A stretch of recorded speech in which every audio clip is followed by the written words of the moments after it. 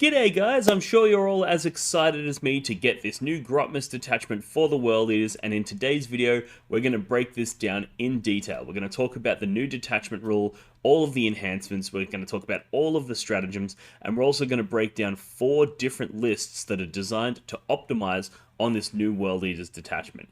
Now I for one have always been a strong advocate for the existing index detachment being one of the most powerful in the game. We've got some insane stratagems, insane detachment rules, and some insane enhancements. However, this new detachment, the Vessels of Wrath, is arguably even more powerful. So let's get stuck into this exciting new detachment for the World Eaters.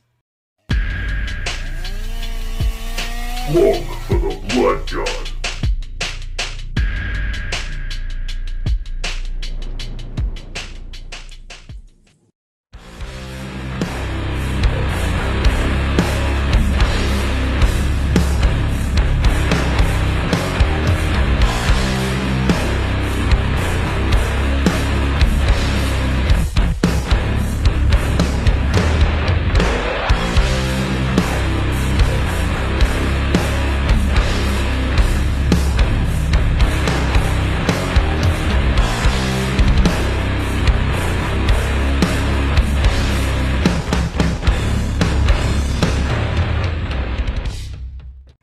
Alrighty guys, before we talk about this detachment, I just want to comment on that video that you will have just seen regarding the new Red Butcher's Terminators. This is a kit that I've put together because the World Eaters, unlike the Death Guard and the Thousand Suns, currently lack a really exciting Terminator model. And as those who have been following this channel for a while will know, that Terminators, I am a strong believer in as one of the most powerful units we have access to. And this detachment in specific is going to dial the damage and the reliability and the durability of your Terminators to the next level. So with that being said, I want to announce this new exciting way that you can show your support for the channel whilst picking up some awesome swag for yourself, which is by going over to blogforthebloodgod.com and picking up a set of these 3D printed World Eaters Terminators. They're all done in a bespoke World Eaters fashion where I've taken the Cataphracti armor and I've modded it to include a whole bunch of different World Eaters components to make these truly unique and exciting. They're scaled up ever so slightly so that even though they don't have the spikes on their shoulder pads, they are the same height as the World Eaters, the Chaos Space Marine Terminators that do have the spikes. So you're not going to have any WYSIWYG or model scale issues. And the advantage of that is they also look extra chunky and extra intimidating on the table. So I'm really excited to be sharing these with you guys. There's a few ways that you can go about getting them. You can either go onto the website, there's a link to the Etsy store where you can purchase a printed copy yourself that I've printed myself. Or you can go join our Patreon, which gains you access to our Discord, which has all of the 3D printed files. So if you have a 3D printer yourself, you want to save some cash, join the Patreon, you get the Discord access, you get the coaching and all of the other benefits of being part of that Discord, as well as access to the 3D printed files that you can print yourself. Or if you lack a 3D printer, you can always pick them up from the Etsy store. So either way, I've got you covered with exciting World Eaters bespoke Red Butcher Terminators for your army, and they're going to go fantastic with the Vessels of Wrath. So with that being said, let's jump into this detachment and break it down in detail. Alright, so the first thing that's worth noting is the detachment rule. Very exciting and very interesting. So basically what you're going to do here is at the start of the battle round, after activating your Blessings of Khorne, you can select one or more models from your army from those listed below, including models that are embarked in transports. And basically you're going to be able to pick a World Eaters character, excluding epic heroes, Exalted Eightbound Champion, Eightbound Champion, Khorne Berserker Champion, or World Eaters Terminator Champion. So you basically get to pick one or more of those models. You can select the same type of model multiple times. The maximum number of models you can select depends on the battle size, Incursion being 2 models, Strike Force, which is your 2,000 points style game, which is 3 models, or Onslaught being 4 models, right? And then, until the end of the battle round, each one of those models gains the Vessels of Wrath keyword. We recommend marking the models with a suitable token. Then select one Blessings of Khorne that is not currently active from your army. Until the end of the battle round, that Blessings of Khorne is active for that Vessels of Wrath unit from your army, in addition to any others that are active for your army. So basically the way this is going to work is you roll your blessings at the start of the battle round, you get to select 2, apply that to your army, army-wide, and then you get to pick 3 units here and give them an additional blessing. So this is replacing the +1 strength and +1 attack from the previous detachment, so it's in contest with that. But this is truly amazing. You're going to be able to put sustained or lethal hits on if you wanted to dial the damage up, but importantly, you're going to be able to just select Advance and Charge as your blessings for your Vessels of Wrath keyword units. Now, we've all had those games where you're playing your World Eaters, you've lined up this go turn where you're like, yep, this is the turn where I'm going to rapid ingress over here, these guys are going to advance and charge out from the ruin, and I'm going to hit my opponent on multiple fronts. We've all had those games where you line that all up, then you roll your blessings, and you don't get advance and charge. And all of a sudden you're like, crap, Or maybe you get the 3 6s required to resurrect Nongron, but if you spend the 3 6s resurrecting Nongron, you then don't have enough dice left to also get advance and charge. There's a few things where that can happen, and it can really, really ruin your game plan. Whereas this way, 3 of the units in your army are guaranteed to get that advance and charge. So that already straight out the gate, that reliability is phenomenal. So while it lacks a little bit of the power of the +1 strength and +1 attack that the other detachment has, the fact that it guarantees you're going to have access to advance and charge when you want it, guarantees you have access to fight on death when you want it, that's amazingly powerful. So that's a really, really cool detachment rule, and I would argue that it's better than the +1 strength, +1 attack. Particularly on things like your Exalted Eightbound that are already at such a high strength characteristic that +1 strength doesn't really matter that much for them. So you're really only getting +1 attack, and when you compare that with being able to just select sustained hits, that's more or less the equivalent of +1 attack anyway. So at the end of the day, it's not that big of a difference in damage output, but it's a massive difference in terms of reliability and consistency, which is what you want if you want to be playing competitive 40k. But that's enough about the detachment rule. Let's have a look at some of these enhancements, shall we? So the first one is called Arc Slaughterer, which is an awesome name for an enhancement, by the way. 25 points, World Eaters model only, improve the armor penetration characteristic of melee weapons of the bearer by 1, and then while the bearer is a Vessel of Wrath, improve the damage characteristic by 1 as well. So this is very similar to your Berserker's Glaive. You're going to be able to put this on a Master of Executions, put him up at additional damage, so he's going in with those 3 damage devastating wounds. Increasing the armor penetration by 1 is also really, really good, because armor penetration is something that World Eaters have historically struggled with. So being able to boost that AP is really good. Not quite as good as the +1 attack of the Berserker's Glaive. Next we've got Vox Diabolus, which less awesome of a name. World Eaters model only. Each time the bearer's unit destroys an enemy with a melee attack, roll a d6, adding 1 to the result if the bearer's Vessel of Chaos. On a 4+, you gain a command point. This one I probably wouldn't consider taking. For 20 points, and you basically gain a CP on a 3+ if you kill an enemy character. But the chances are, when you've gone out, you've killed an enemy character, you can potentially generate that CP and then die in return, which means realistically you're probably getting 1 CP per game and you're spending 20 points, and it's a CP that you won't generate until you such a point where you go out and you destroy an enemy model with an attack. Like, it's going to be hard, relatively hard to trigger this, and it's also not super reliable. So this one I'd probably leave at home, unless you have so many characters that you've got, plenty of options. But given that you're probably only going to have 1 or 2 characters that are not an epic hero, you're probably going to overlook this one. The next is the Avenger's Crown. 15 points, World Eaters model only. If the bearer is destroyed by a melee attack and has not fought this phase, roll a d6 on a 2+, do not remove it from play. That model can fight after the attacking unit has made its attacks and is then removed from play. So fight on death on a 2+. So this is pretty good. This would be really exciting, only the problem is you can't put it on things like Khan or Angron because they're epic heroes. You can't put it on Invocatus. So really your options are either a Demon Prince or a Master of Executions or a Juggernaut Lord. And the Demon Prince is kind of interesting, but the other ones are going to die really easily, and if they don't have an enhancement, they're not that threatening in melee anyway. So This one, it's okay. You might consider taking it, but it's not something to write home about. Next, we have Gateways to Glory. 10 points. World is Demon Prince or mounted model only, so Juggernaut Lord or Demon Prince. Each time the bearer makes a normal move, advance, or charge move, it can move horizontally through models and train features. When doing so, it can move within engagement range of certain models, but cannot end a normal move within or advanced move within engagement range of them.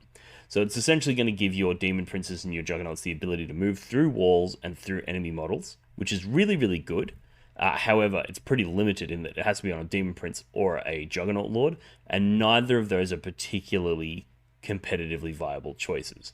There is one thing to note here, and that is that you can put it on a Juggernaut Lord and then attach him to a unit of Eightbound, Exalted Eightbound, or Khorne Berserkers, and now he's no longer limiting that unit. One of the main reasons that we don't attach the Juggernaut Lord to those units historically is because then the unit can move through walls, being infantry, but he can't move through walls because he's mounted.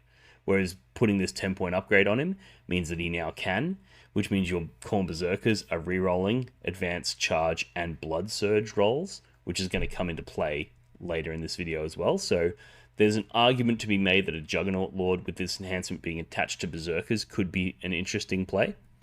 But again, I think when it comes to characters, most of the power from the World Eaters comes from the epic heroes. It comes from the Angrons, the Khans, and the Invocatus Lords, and therefore none of these enhancements are particularly exciting.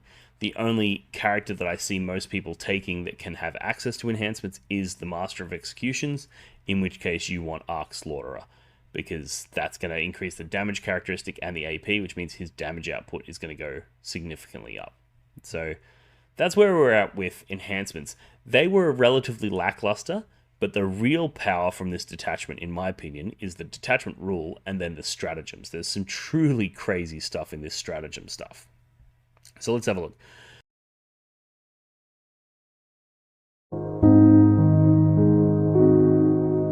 The Warhammer community suffers from some of the most prohibitively expensive essentials in the world, especially Australian content creators. Every single day, Dean wants to create content, but he can't. Suffering from old, worn-out brushes, expensive model kits, and costly software and equipment, he can't endure much longer. Just look at this dirty paint water. Would you drink this? Would you let your child? Even a small monthly donation can help provide Dean with clean paint water, basic tools for survival, and access to life-saving information and education. So please, follow the links in the description below and find out how you can sponsor a mad cunt like Dean today and end the suffering. Suffering that is cruel, unsustainable, and your fault.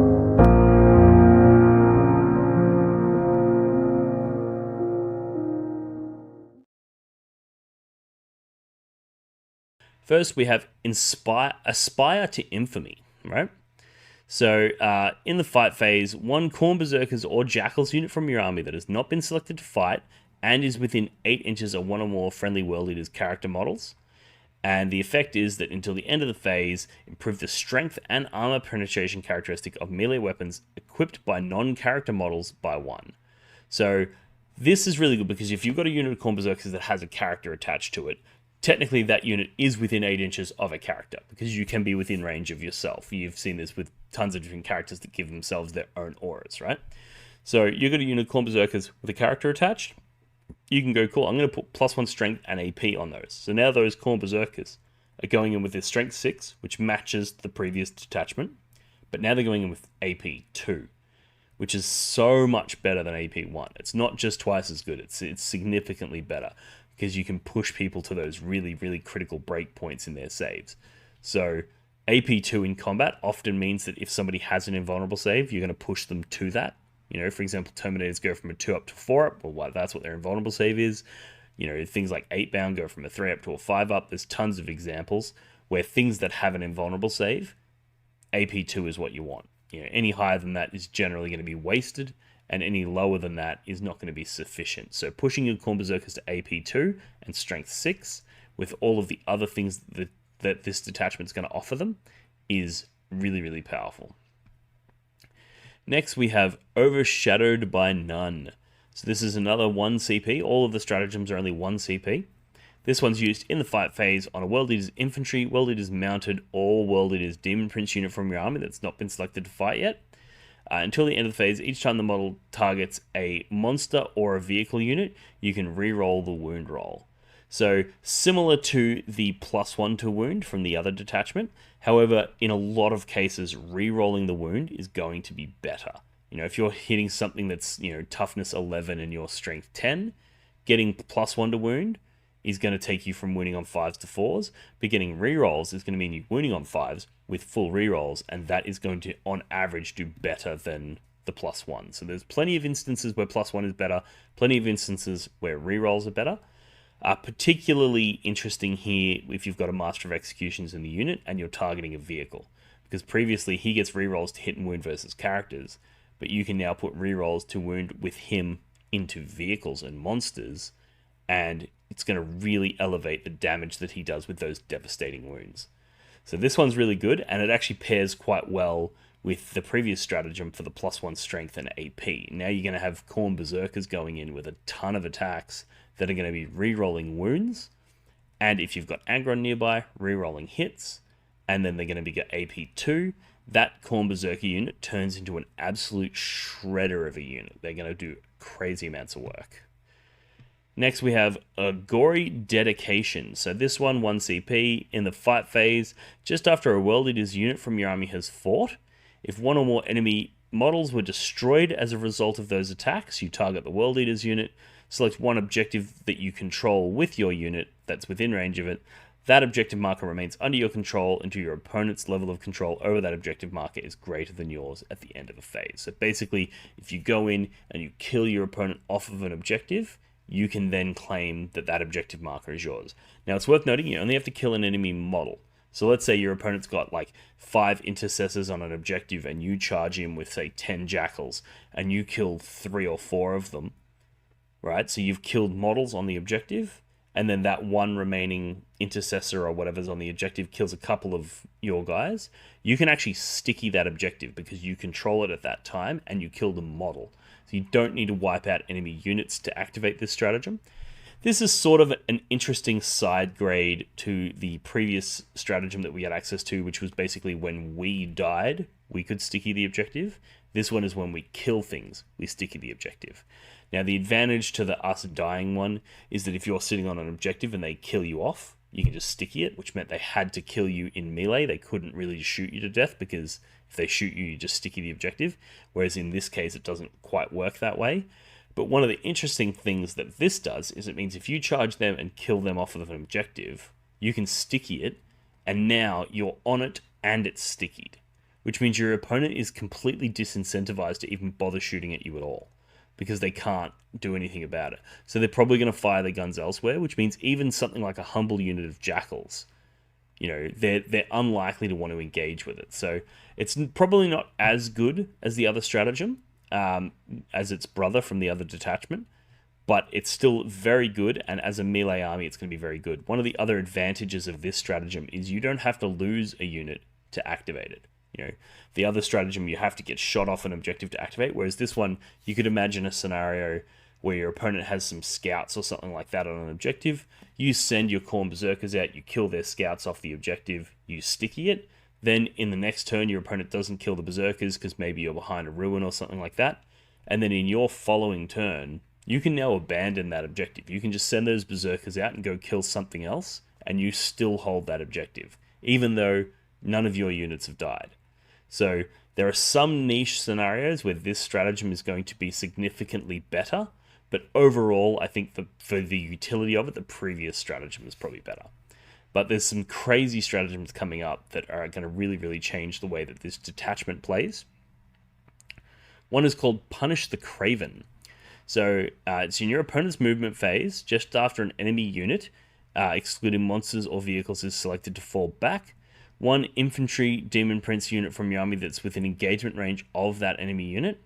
When that enemy unit falls back, all models in the unit must take a desperate escape test, and when doing so, if your unit is a Vessel of Wrath, subtract 1 from those tests. So basically, this is going to be insane. You're going to charge your opponent, you're going to kill them, you're going to pile into something else, and then if you do this with the Vessels of Wrath, if they try to fall back from you, they have to roll a dice for every model in the unit, and on a 1, 2, or 3, they're going to die. This is crazy, especially if you put it on a Master of Execution's Khorne Berserker unit, because they don't want to stay in combat with you because you have fights first. So if they stay, you're going to kill them. So they're almost always going to want to fall back from you. And when they do, you can just go, cool, 1 CP, half of your unit dies. That's insane. Now, obviously, it doesn't work into monsters and vehicles, which is a bit disappointing, but if you're playing into those infantry-based armies, you're going to cause a whole ton of hell for your opponent. Next, we've got Meet Force with Force. Sounds very World Eaters. In your opponent's shooting phase, just after an enemy unit is shot, select one World Eater's Infantry, World Eater's Mounted, or World Eater's Demon Prince unit from your army that has lost 1 or more wounds as a result of those attacks. Your unit can make a Blood Surge move. To do so, roll d6. Models in your unit move a number of inches equal to the result, but your unit must end its move as close as possible to the closest enemy unit, excluding aircraft. When doing so, those models can be moved within engagement range of your enemy unit. If your unit is Khorne Berserkers or Vessels of Wrath, you can re-roll the d6 to determine how far your unit can move. So, that's right. Blood Surge move on Terminators. That's crazy powerful. So now you could imagine a scenario where you go, cool, these Terminators are my Vessels of Wrath. They go in, they kill somebody off of an objective. I spend a CP to sticky that objective. So now I'm on there and I'm stickied. One of the main things that people would do against World Eaters is they would put one model on the objective and then they'd shoot you off. Because if they do that, you can't sticky the objective on death because there's somebody else on it. And you're not going to be able to do combat with them because they're not charging you, they're not engaging you, they're just going to shoot you. Whereas now, if you charge somebody off an objective, sticky it in your turn, if they want to shoot you off, they have to put somebody close. But if they put somebody close, and they go to shoot you, you can spend 1 CP to Blood Surge into them. And now, they're not taking that objective off you. This is going to make things like Exalted Eightbound and World Eaters Terminators absolutely crazy. Because these are big, tough units. One of the problems with the Berserkers, with their Blood Surge move, is even if you're using a unit of 10, there's a ton of units that in a single shooting activation, they can kill almost all of your Berserkers, right? You take a unit of Hellblasters, and they just go, and they put 1 billion shots into you, they're going to kill 7 or 8 of your Berserkers. So even if you do Blood Surge move into them, it's not really that scary. Whereas if you do it with Terminators, and it's like, cool, they kill 4 of them, you've got 6 Terminators left, they then Blood Surge move and they get a d6 re-rollable, because they're your Vessels of Chaos, and then they tag the thing that just shot at them, or tag the thing that they've put on the objective. Now they can't shoot at you anymore, because you're in combat, and they haven't killed you off the objective, so it still remains under your control, it's still stickied, and then you're able to kill your opponent in their turn, and then it ticks over to your turn and you're able to use that distance to slingshot your Terminators even deeper into your opponent's lines. This is going to be insane. And it's also one of those things, I guess one of the downsides to this is it's going to be particularly effective into people that are not seeing it coming. It's a little bit of a gotcha in certain scenarios. But as long as you explain it to your opponent at the start of the game, you go, cool, just so you know, I have a stratagem 1 CP Blood Surge move. If you explain it at the start, and then during your opponent's 2nd or 3rd turn, they move some models onto your objective that your Terminators are on, and then they shoot you, you can absolutely just use this Blood Surge in, and that's not a gotcha. If you've explained it to them at the start, it's their responsibility to remember, and it's going to be wild when you can pull it off. So that's really, really exciting. And then the last one is called Brazen Contempt. This is our version of Armor of Contempt, where basically, in your opponent's shooting phase, just after an enemy unit has selected its targets, one World Eaters unit from your army that was selected as a target of 1 or more of the attacking unit's attacks, until the end of the phase, each time an attack targets your unit, if the strength characteristic of the attack is greater than the toughness characteristic of your unit, subtract 1 from the wound roll, or if it's a Vessels of Wrath unit, just subtract 1 from the wound roll instead. Now, this is going to be absolutely insane on things like Terminators and Exalted Eightbound, because those units are already super tough, and they're not particularly worried about your opponent getting into combat with you, because combat is where we thrive, right? What we are worried about is having your opponent just blast you off the table in the shooting phase, and there's nothing you can do about it. And this goes a long way towards helping that. Chances are the target units that they're going to target are going to be your Vessels of Chaos, particularly if you write your list themed around a few big units, which I think is how this detachment is going to play. You're going to be able to go, cool, they target me with their shooting, I'm going to put neg 1, and it lasts for the entire phase. And if you're a Vessels of Chaos, that means bolt guns are winning these guys on 6s, right? If you're an Exalted 8-bound, it means heavy bolters are winning on 6s. Like, this makes your units so crazy tough that you can actually weather an entire storm of shooting. And it's also worth noting, the second they put a wound on you, you can then Blood Surge move. So even if they were going to line up something really, really crazy that was likely to put enough wounds into you to significantly hurt your unit, you just go, cool, as long as I've got 2 CP in my pocket, you go 1 CP to neg 1 to wound, now you don't kill as many of the models as you'd hoped, and then another CP to Blood Surge the remaining models into combat. And you're basically going to be able to use this to bully those shooting heavy armies and prevent them from just blowing you off the table. A combination of sticking the objective when you kill somebody off of it, being neg 1 to wound, and then being able to Blood Surge move with Exalted 8-bound or Terminators is truly crazy. Now, it's worth noting that I think a lot of these stratagems are trying to get us to take a Demon Prince. You'll notice that the Demon Prince keyword is used multiple times, and the Demon Prince can be your Vessel of Chaos. So I think the idea of this detachment, what they're trying to convince us to do, is to run a Demon Prince with a ton of infantry.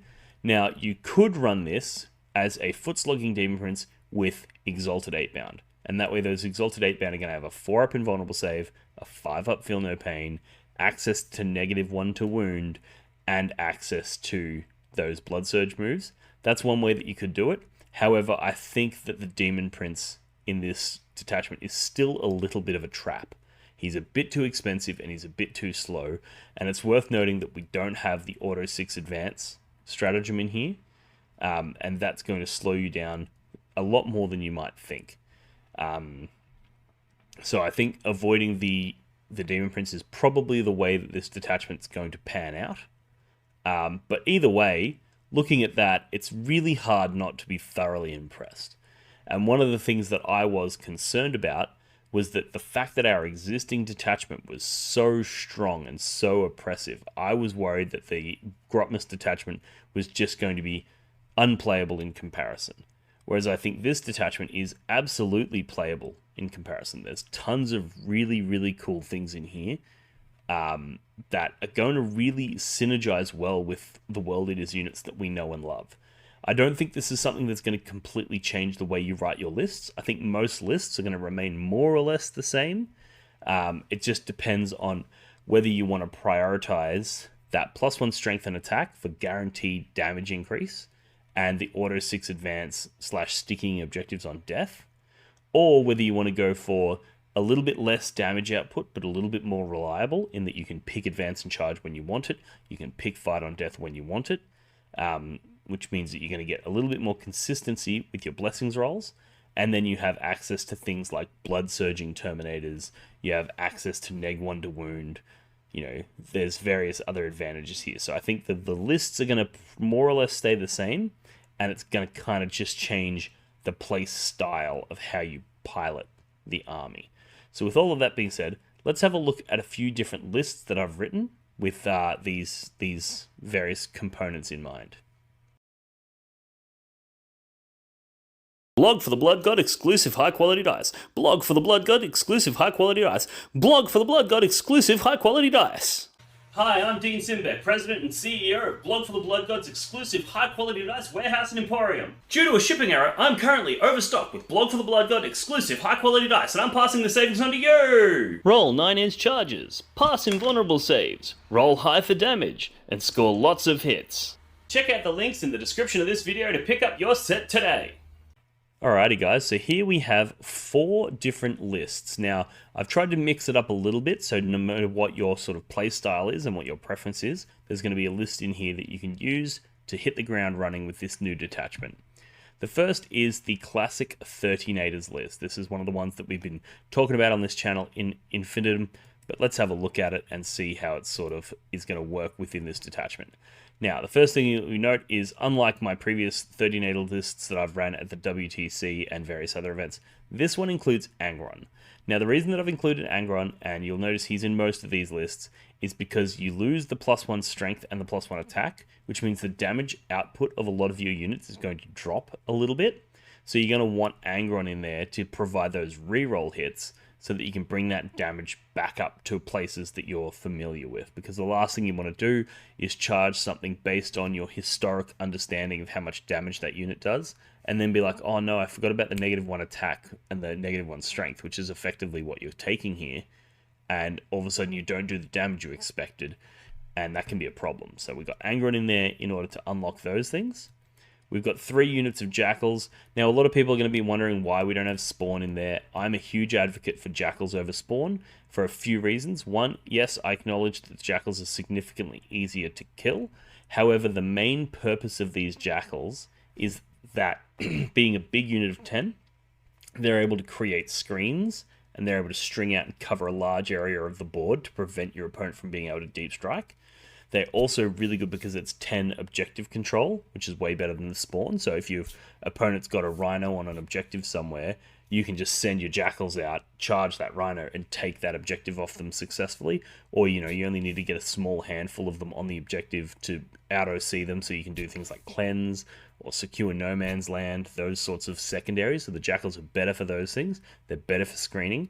And they're also really good for getting around your opponent's fights first. Because what you can basically do is charge your Jackals in, base contact every one of your opponent's models, and then hit them from the side with something like Nongron, and now only the one guy that's in base contact of Nongron can fight him, because all the rest of them are base contacted with Jackals. That's really hard to do with Spawn.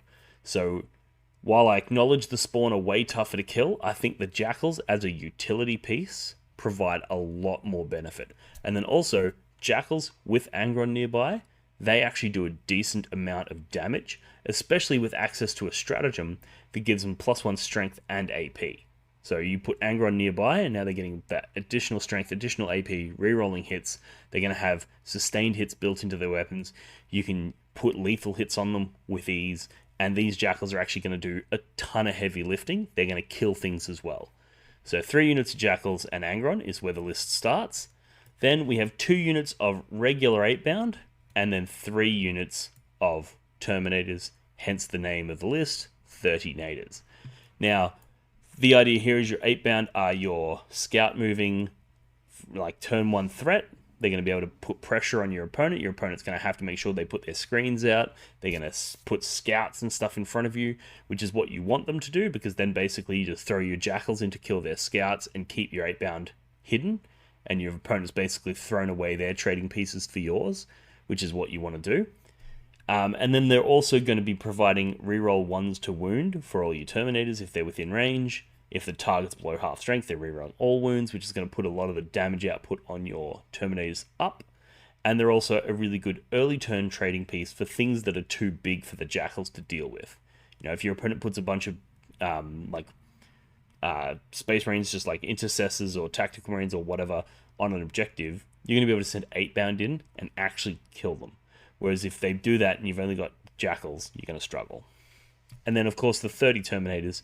We've all heard me talk about these guys forever, but basically, certain matchups you're going to want to deep strike 2 of them and deploy 1 on the table. Other matchups you're going to want to deploy 2 on the table and deep strike just the 3rd.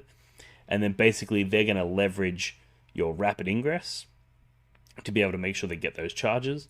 They're going to be able to be your Vessels of Chaos, these 3 units, and basically guarantee that they're always going to have advance and charge if they want it. They're always going to have fight on death if they want it. And these guys are going to be perfect candidates for that Blood Surge stratagem, for the reroll wounds stratagem. There's tons of really cool stuff you're going to be able to do with Terminators. And those Terminators sitting in cover with Meg 1 to wound, there's not much that's going to be able to realistically dislodge them with shooting. And if they're on an objective, it's going to be very hard to take that objective from them, because if you hop on that objective yourself, they're just going to blood surge into you. And if it's a D6 re-rollable, you've got a decent chance of rolling like 4 or a 5 on that dice, which is crazy. Your opponent basically can't touch an objective in that case. Even if you're toe in on one side and they're toe in on the other, chances are, on a 4 or a 5, you're probably going to end up getting in base contact with them, or at least within engagement range, and fighting them, which means they're going to have a really hard time removing these Terminators from your objective markers. So that's the Thirtynators list. The next I call the double-double. And this one is all about basically having a little bit more balance and utilizing some of the other things that were in that stratagem suite. So we've got Khan the Betrayer, we've got Lord Invocatus, and we've got the Master of Executions here. All right. Then we've got a single unit of Jackals for early trades, backfield screens, whatever you need them for.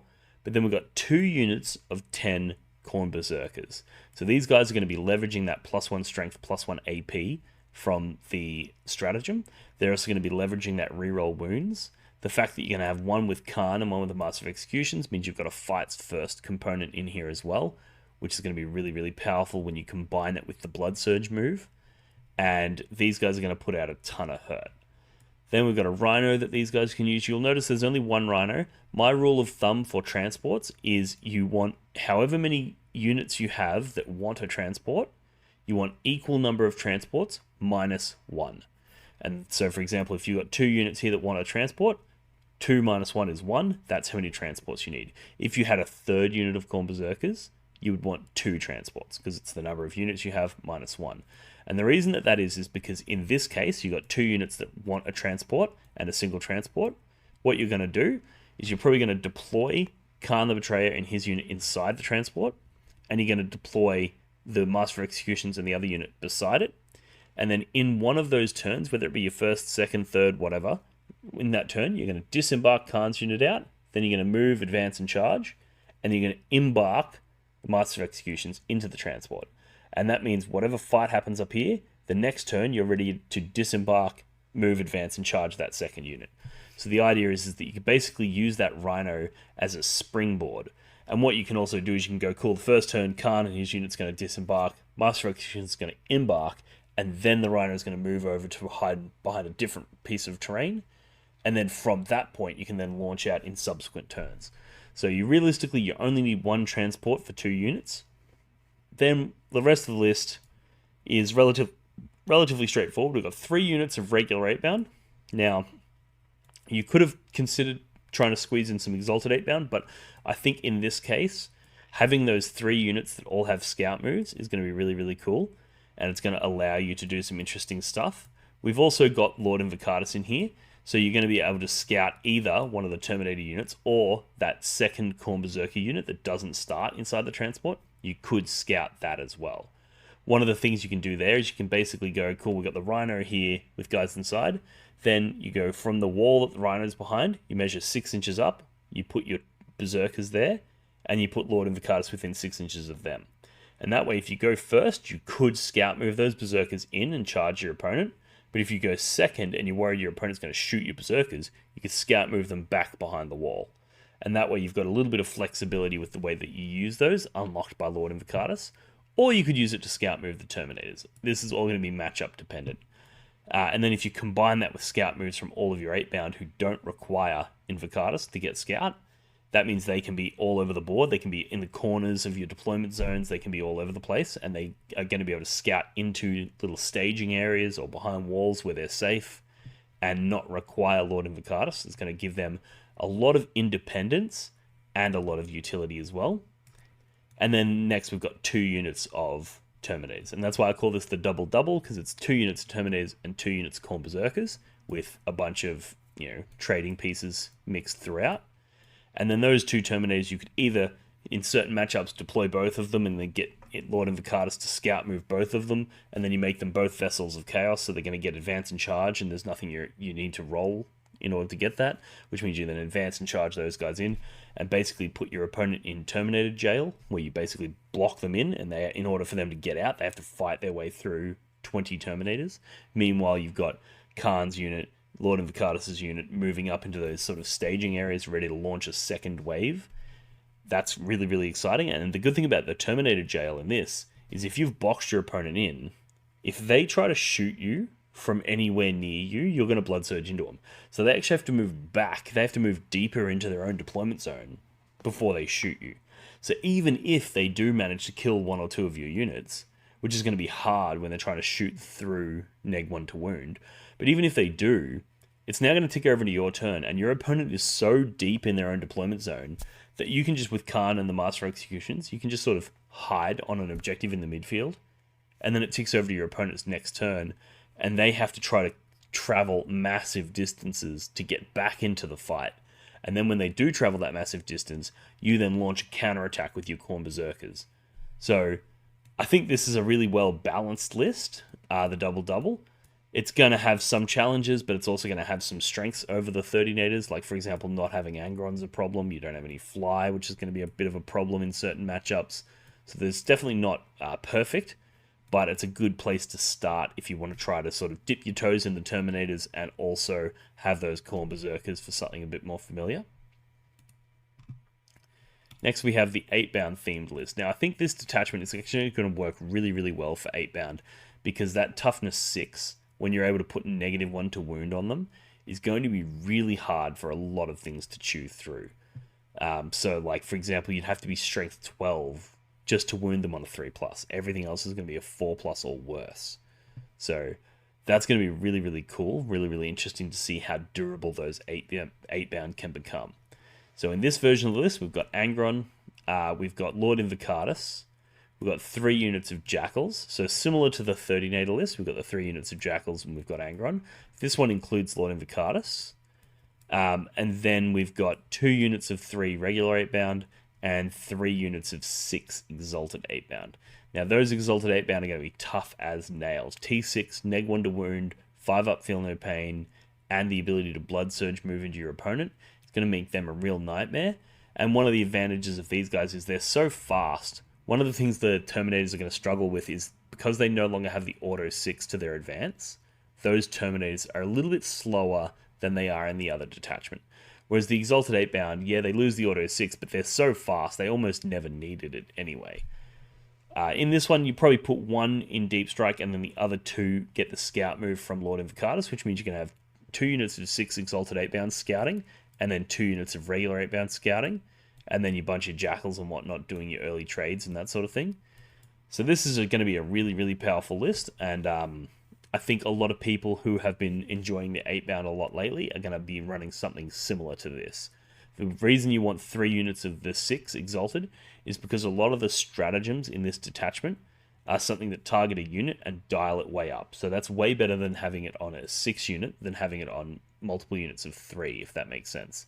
Like, if their opponent goes to target you and you go, cool, I'm neg1 to hit, neg1 to wound, sorry, on that 1 unit of Exalted, and that 1 unit's out in the open, it's in the middle of your opponent's lines, they can't ignore it, and now all 6 of them get the benefit of that stratagem. Whereas if that was 2 units of 3, and your opponent goes to target that one, and you go, cool, they're neg1 to wound, your opponent then just redirects the rest of their shooting into the other unit that doesn't have the stratagem. So being at bigger units benefits you in that way.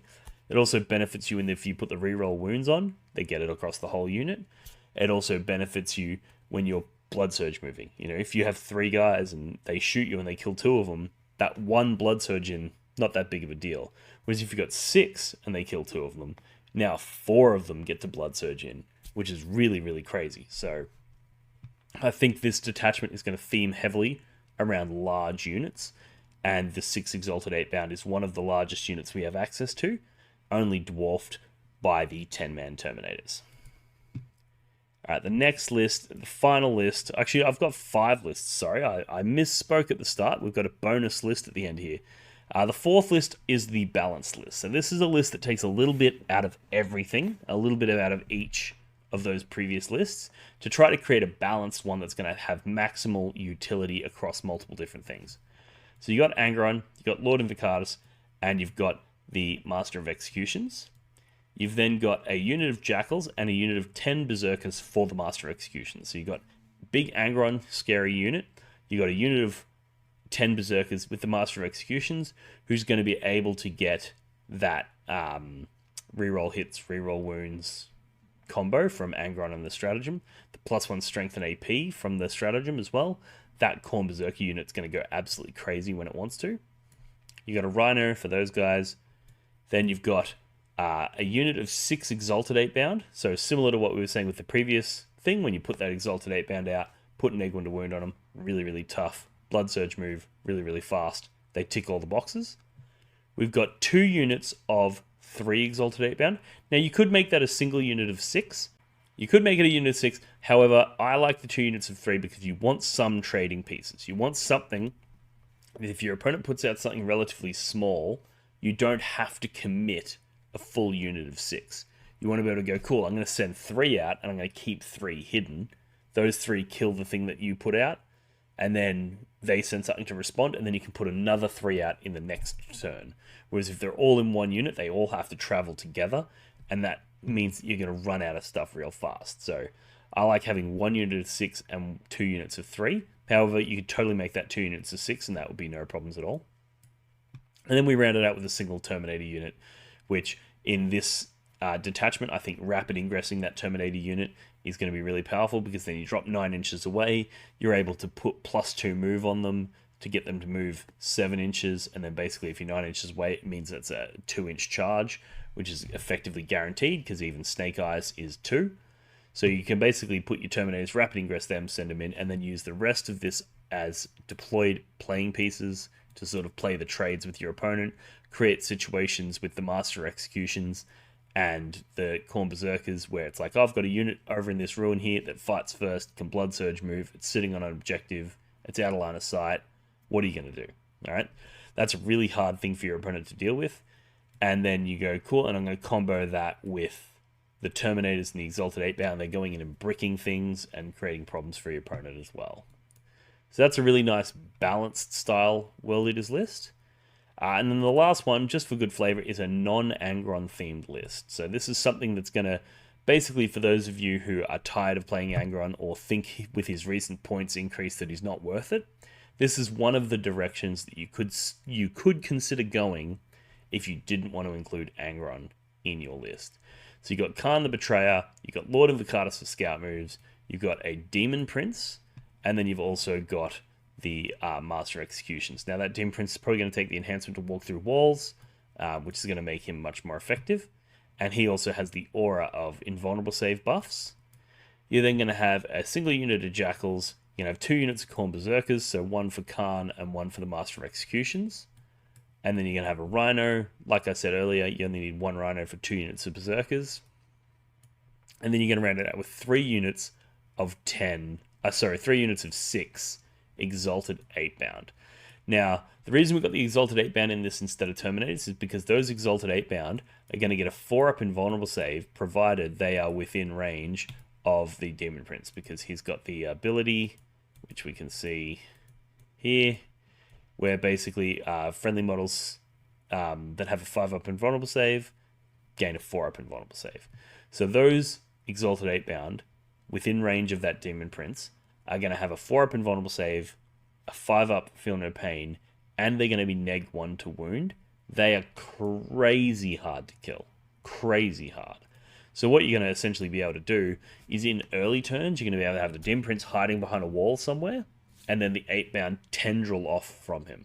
So what tendriling means is basically you want to make sure that when they move, one model from each unit is within 6 inches of the Demon Prince, so that they get his buffs, and then the other models stretch out further. And that way, in your opponent's turn, they can go in and try to shoot you, but they're going to really struggle to kill you. And then the next turn, you're as far away from the Demon Prince as you can be whilst retaining his auras, that you can then launch attacks from those positions and hit your opponent's lines. So that's going to be really, really exciting and really, really powerful. You are a little bit tethered to the Demon Prince in that scenario, but I think it's worth it for the 4-up invulnerable save when combined with the neg 1 to wound. It's going to be absolute nightmare for shooting armies to chew through. And your damage output in this list is actually quite high, because you've got the 2 units of Khorne Berserkers, both of which can get that Strength 6 AP2 with reroll wounds. They don't get the reroll hits in this detachment because you don't have Angron, but you do have Khan, who's going to give them reroll 1s to hit, which is kind of cool. And then basically, yeah, you're going to have those 2 big bricks, and then 3 more big bricks in terms of your Exalted Eightbound. So you got 5 big bricks of combat craziness to play with some trading pieces in there as well, within terms of Lord of Vicardus, the Demon Prince, etc., the Jackals. There's plenty of utility in this list as well. So that is my 5 lists, my 5 takes on this new World Eaters detachment. Do your objective markers ever get lost behind terrain or other models and become difficult to see? Do they ever get bumped and accidentally moved during a game? And do they ever spark arguments about distances? Well, not anymore. Introducing the blog for the Blood God, not even remotely patented neoprene objective markers. Made from the same material as astronaut suits, or maybe military equipment, or probably neither of those things, this 2mm thick neoprene synthetic rubber is tear resistant, water resistant, and is designed to last. But that's not all. The blog for the Blood God, not even remotely patented neoprene objective markers come in a variety of different designs and styles to suit any faction represented in the Warhammer 40,000 universe. These objective markers are a perfect gift for yourself or a friend, and are a perfect way to flex and show your opponent that not only are you a smarter, cooler, and better 40k player than them, but you also have more disposable income than they do. For the low price of $25, you'll get not 1, not 2, but 6 neoprene objective markers, perfectly designed for 10th edition Warhammer 40k. Follow the links in the description of this video to pick up your set today. So there we have it, guys. We finally got our Grotmus detachment. I think it's absolutely fantastic, and I think it's at the very least worth exploring that this might be more powerful than the existing Index detachment. The existing detachment is very strong. I'm not trying to undercut that at all. +1 strength and attack is a brutal detachment rule, and it really does put the damage output on your units way up. But the reliability of being able to just pick a blessings roll that you need is also really, really powerful. So they're both more or less the same. And then in terms of stratagems, one of those detachments has sticky on death, has auto 6 advance, has neg 1 damage. These are all absolutely fantastic stratagems. Whereas the other one has reroll wounds, has blood surge move, has neg 1 to wound in shooting. Like, these are all fantastic stratagems as well. So I think more or less these two detachments are roughly equivalent in competitive viability. And I think the second one is going to be a little bit more fun to play, because being able to pull off those blood surge moves is really cool. Being able to nominate characters or nominate champions within your units to be the vessels of wrath, and then nominating extra abilities for them is going to be a lot more fun to play, as opposed to the other detachment, which is kind of just everything is kind of just the same.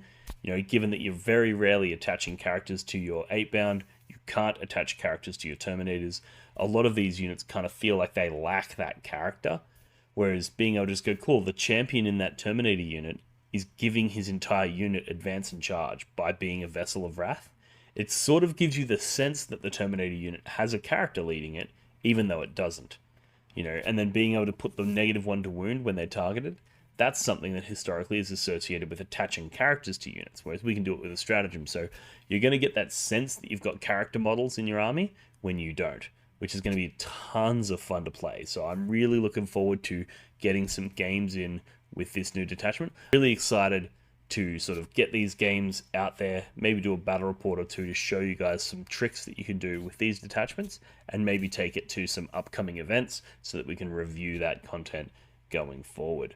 So with that all being said, thank you very much for tuning in. I hope you enjoyed this video, and if you did and you want to pick up some Terminators, I highly recommend you check out blogforthebloodgod.com, where you can get yourself some 3D printed red butchers, and then you can blood surge move into people with your red butchers, and you can enjoy the fun the same way I'm going to. So if you want to do that, check out the website blogforthebloodgod.com. There's a ton of other ways you can show your support over on that site if you enjoy this content. Some of it's by picking up a branded apparel like the t-shirt I'm wearing. We've got neoprene objective markers, we've got gaming mats, we've got terrain, we've got bespoke, square-edged, fancy dice that look fantastic. So we've got tons of ways that you can pick up merchandise to show your support for the channel. And then the newest version of that is by picking up a set of World Leaders Terminators as well, 3D printed by myself. Or you can join the Patreon and the Discord community, and that's going to gain you access to coaching and list advice and the community that we're building over there, as well as giving you access to 3D printed files so that you can print your own Terminators, or you can print, we've got Leviathan Dreadnoughts, Contemptor Dreadnoughts, we've got Slambo over there, we've got a whole bunch of different really cool things in that 3D print community, STL files for those of you who engage in that side of the hobby, or have a friend that could print them for you to save the postage and the challenge of having to, you know, print them here and then send them to you in America or wherever, you know, like it can become a little bit logistically challenging. So if you have access to 3D printing, you can always join the Patreon and gain access to the files that way. And with all of that being said, thank you very much for tuning in. I hope you enjoyed this video, and I look forward to seeing you in the next one. Cheers. Look for the blood god.